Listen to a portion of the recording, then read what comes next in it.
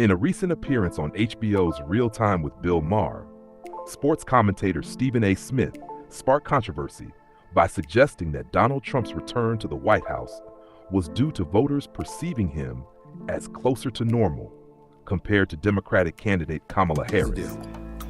The man was impeached twice. He was convicted on 34 felony counts. And the American people still said, he's closer to normal than what we see. Exactly. Left. That's what they're saying. He's closer to normal. Why? Because something that pertains, when you talk about the transgender community, for example, and you're talking about the issues that pertain to less than 1% of the population, the Democratic Party came across as if that was a priority more so than the other issues. Smith argued that the Democratic Party's focus on issues affecting a small percentage of the population, such as transgender rights, made them seem out of touch with the broader electorate.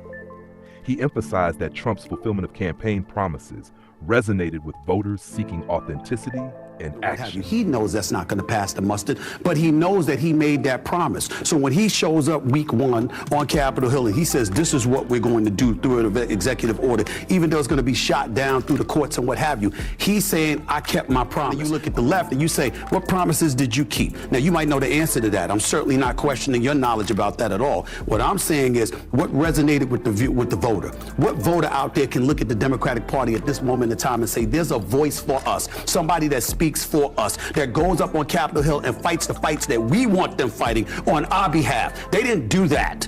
And that's why their behinds are home and that man is back into the White House. The debate surrounding Stephen A. Smith's comments reflects broader tensions between the Republican and Democratic parties, each with distinct pros and cons.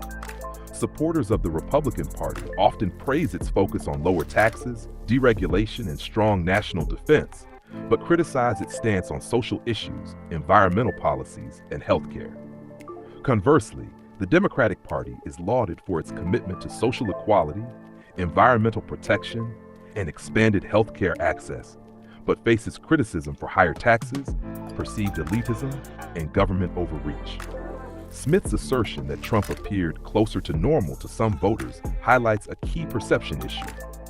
Many feel the Republican Party's straightforward messaging resonates with working class and rural voters, while the Democratic Party's focus on progressive issues may alienate segments of the electorate. This divide underscores the challenges both parties face in addressing the needs of a diverse and polarized population. And he walked into office week 1, and that's exactly what he's doing. And he's saying, y'all do something about it. And when you try to do something about it, he's going to say, look at them now. Now they're concerned about these issues. Were they talking about that during the campaign? Hell no. That's really it.